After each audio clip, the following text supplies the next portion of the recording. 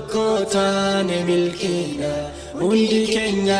haa tokkoomnu wal jibbaatu yoo dhukkuba wal jibbarraa haa fagaannu humnaan qabnu yoo facaane jabinni yoo tokko taane humnaan qabnu yoo facaane jabinni yoo tokko taane kan qabanne jirru diini islaamaati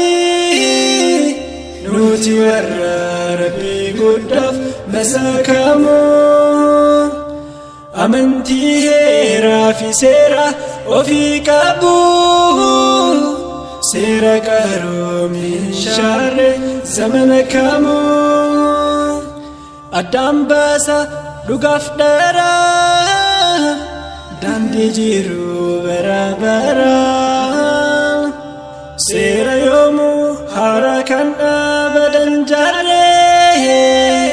kan qaroomni tokko dhufe isan shaarree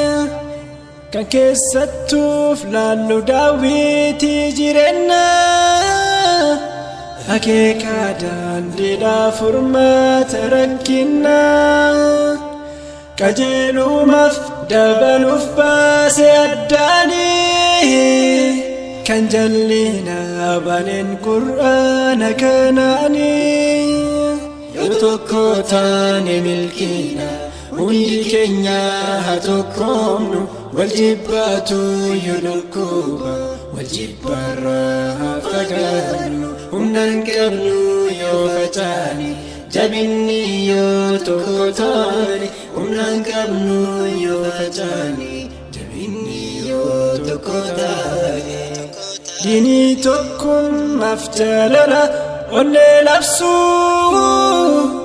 ajaajamnee jirra dallansuu liqimsuu yoo wal taane dabarraa waan hunda keessaa tokkummaanuuf dhaame rabbiin keenya ogeessaa hin facaanu wal qabannaa wal malee meeti eenyu qabnaa milkaa'inni obboleessaa siif milkiidha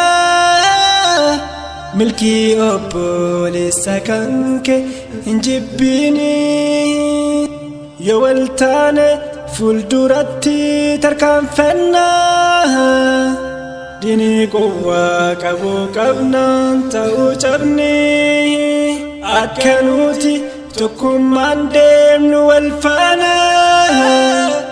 walaa tafarraguun jedhe qur'aanaan fakkeenya nuuf ta'a jiruun sahaabota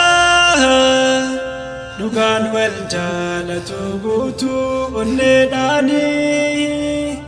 wal jaallatu waliif mararfatu hundaan waliif yaadu waliin yaadu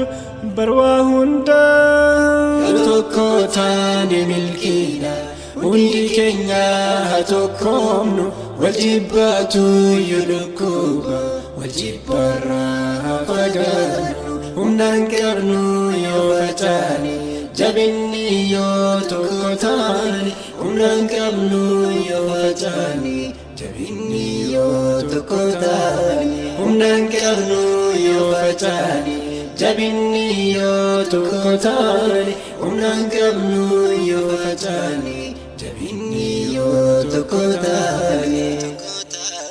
jabinni yoo tokko taane